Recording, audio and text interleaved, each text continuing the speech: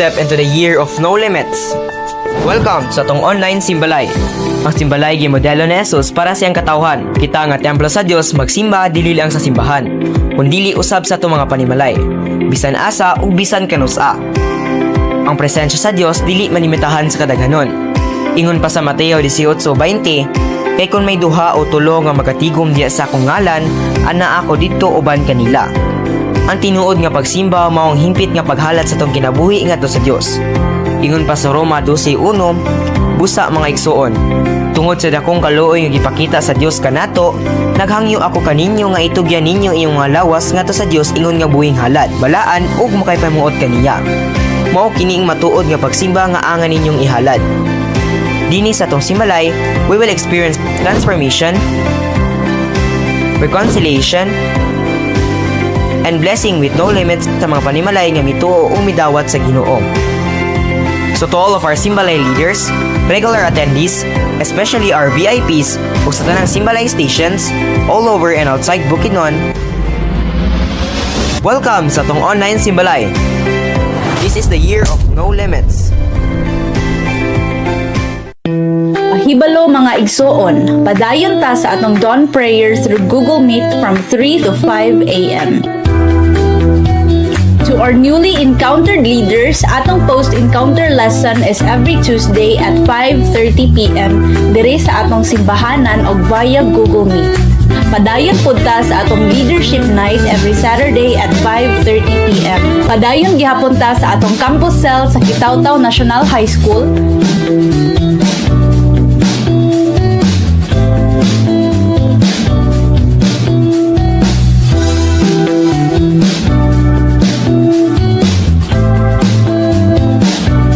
Don Carlos National High School,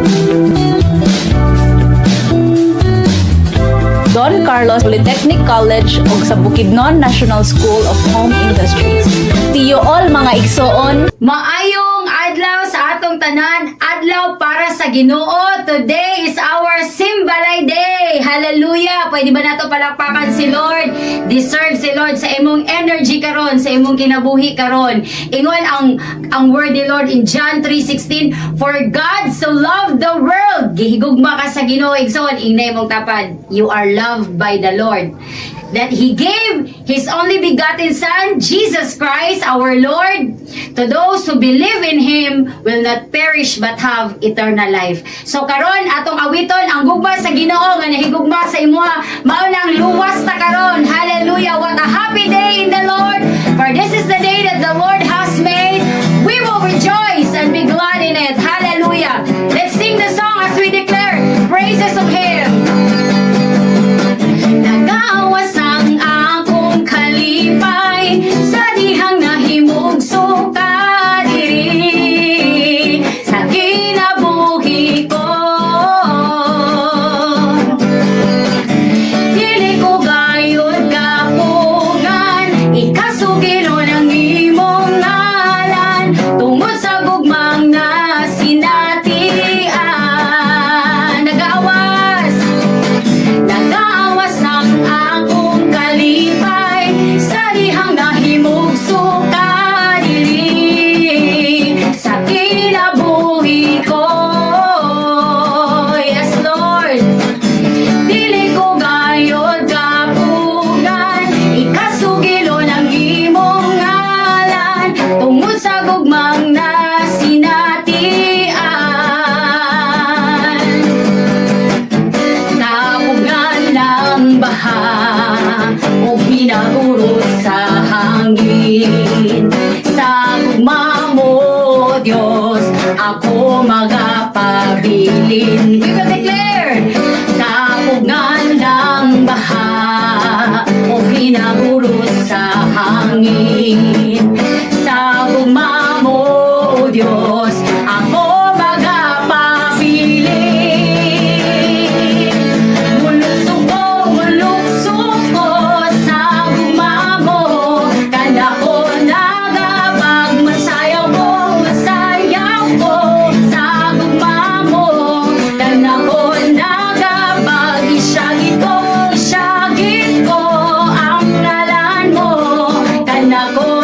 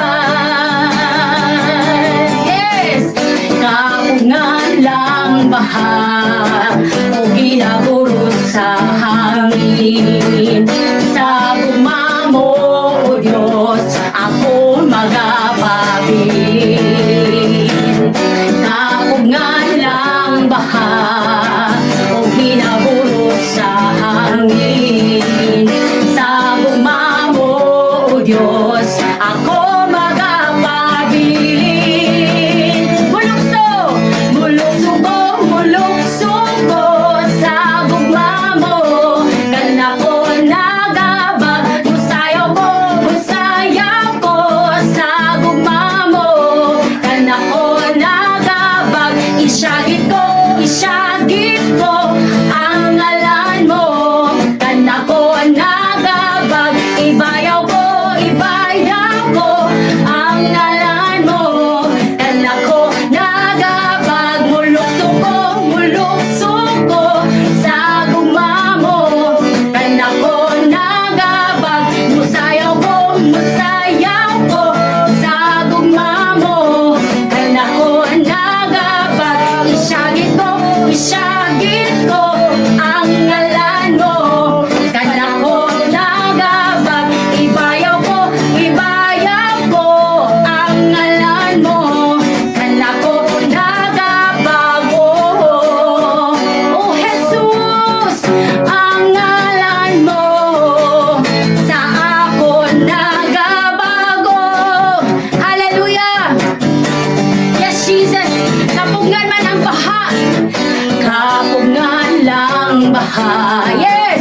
O hinaguro sa gugma mo,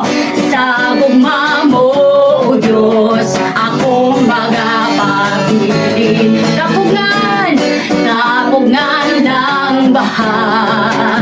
O hinaguro sa hangin. Sa gugma mo, O Diyos, ako magpabilin. Hey! Mulukso ko sa gugma mo. Kana ko nagabag, isayaw ko sa gugma mo. Kana ko nagabag, isyagit ko ang ngalan mo. Kana ko nagabag, ibayaw ko ang ngalan mo. Kana ko nagabag, nagabago ka. Kana mo ang ngalan mo, oh Jesus. Yes, oh God, hallelujah. Yes, Jesus. Yes, oh God, Lord, salamat kay Ginoo. Salamat sa kabaguhan, Lord. Lord, salamat. Nagiuna yun na mo, Lord, ang pagpangita sa imong presensya, sa imong pagkahari, sa among mga kinabuhi. Lord, nasabdan sa imong mga katawhan, Lord. Pinaka-importante ang adlaw sa imong adlaw, Ginoo. Lord, kami tanan nga nagadayi karon, nagapasalamat karon. Lord, nagatinguha nga malipay ka, mahimuot ka sa imong trono. Lord, ang among pagdayig, insenso, pahumot sa imong trono karon. Lord, mas labaw ka. Ikaw ang Diyos nga mas labaw. Hallelujah. Oh, come on, church. Let's give our hearts to the Lord. No, let's offer it as a living sacrifice. Holy, blessing before Him. Buhi nga halad para sa atong Ginoo. As we declare the song, O Diyos, ang kinabuhi ko, ihalad mo kini, kanimo lamang. Hallelujah. Oh, yes, Jesus. Oh, Jesus.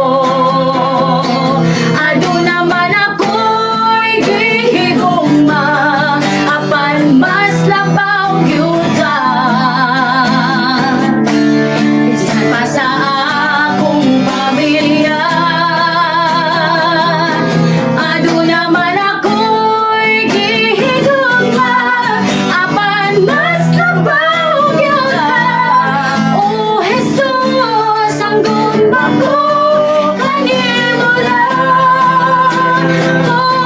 Adto naman ako'y gihigugma, apan mas labaw gyud ka. Bisan pa sa akong pamilya, O Jesus, adto naman ako'y gihigugma, apan mas labaw gyud ka. O Jesus, ang gugma ko kanimo ra. Let's give our hearts to the Lord karon nga morning. Hallelujah. Lord, among ihatag Ginoo ang pinakadako nga gugma nga alang laman kanimo.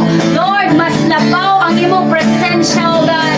Lord, ginaawit namo ni nga pag-awit nga naa sa among mga kasing-kasing karon. Lord, panalangini ang matag declaration namo, Lord, sa among pag-awit o pagsimba nga makasulod mi sa imong presensya. Dios, hari sa gugma, himayaw ka. Hallelujah. Come on, let's sing once again. Ado naman ako'y gihigugma, apan mas labaw gyud ka. Yes, Lord. Bisan pa sa akong pamilya, ado naman ako'y gihigugma, apan mas labaw gyud ka. O Jesus, ang gugma ko kanimo ra. O Jesus, ang gugma ko kanimo ra. O Jesus, ang gugma ko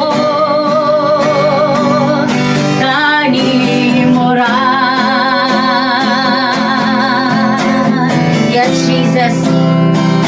Dios ka sa among taliwala karon, Lord.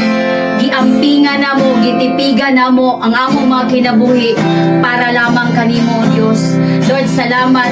Ikaw ang Dios nga nahigugma nga rin ka namo, tibuok namo nga pamilya. Lord, among ihalat kini nga simbalay karon nga kabutagon, O Dios. Lord, maghari ka sa kanunay. Ang imong pulong, Lord, imong ipadayon sa matang usa karon. Lord, imuhang kingdom mahitabo sa among mga kinabuhi. And right now, O God, among ihatag mga pagpasidungog, mga pagpasalamat, honor and glory alone be yours in the mighty name of Jesus. Amen and amen.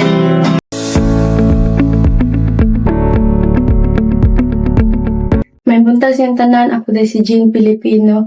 Under ko sa leadership ni Ate Rachel Bailon, ug 144 leader pud ko nila Pastora Anafi and Pastor Arnel Camarillo. This is my testimony sa una sa wala pa ako kailan ni Lord ug karon nga nakailan ako. Sa una, ang akong life is gubot kayo. Walay kalipay na sige ra kaguol. Sa una, gisimba ko sa una pero bibo kanang musimba lang ko kung ganahan na feeling ko na akong abibor. Musulod po ko sa simbahan nga ang ingkod lang walay masabtan. O gabasa po ko Bible. Ako lang brebre ng mga chapter, mga verses, tan-awon ko ra na. Hindi gid ako masabtan, ako lang siyang basa-basahon. Usa sa kong batasan sa una is kanang soft-hearted kayo, istoryahan lang gani kanang bitong i-discipline. So wala pa ko kailan kung anong kakasabaan ko na ngay time ato nga gistoryahan ko nga naghila ko ato sa sige nila nga to sa kuha kay nagdumot na dayon na ko'y kadumot sa kong kasing-kasing ba nagdumot na ko ato and then isa sa kong batasan nang nay makasala di na ko pasaylon kay di ko kay muta kung di ko makabalos nga na wala gid ko ka buhat sa unang maayo makasala ko sa una di ko magpasaylo kay nauna na ko kay tanan bitaw nakasala nga na karon nga nakailan ako kay Lord kay gaan na kaayo akong paminaw puro nagkalipay so pag nay problem nga maabot nalipay lang gyapon kay kabalo man ko nga gilap na ko ni Lord hindi nakasabot na pud ko unsay purpose ni Lord dito sa krus pala dito sa sakua ang katapos na pag-encounter na ako dito gina kog naila og maayo si Lord nga dito nakita na ako nagpalansang siya tungod na giluwas ta niya ug karon nga kailan ako kay Lord kay kabalo na ako mabasa sa Bible, masabtan na ako. Kabalo na pud gumuampo. Nay makasala nga tao kay kabalo na ako mapasaylo kay tao raman ta na si Lord gani nga perfect.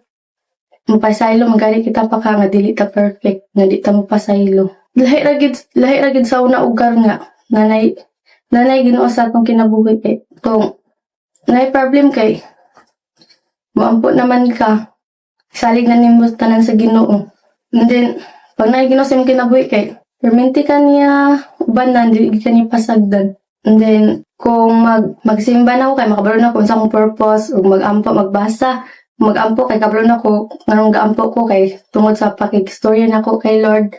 Yung pagbasa is ako ang nakipagstorya sa Ginoo. Mabasa ko sa iyang pulong kay masabtan na nako, na-i-apply na din ako. Bisan pag nangalagad na ako sa Ginoo, makasala mangyapon ko, pero kabalo na ko mga ipasaylo dili pala sa una nga makasala kay maingon ra ko nga nakasala bitaw ang tanan okay ra ni mga anak pero karon kay kabalo na ko mga ipasaylo. Then maorat to.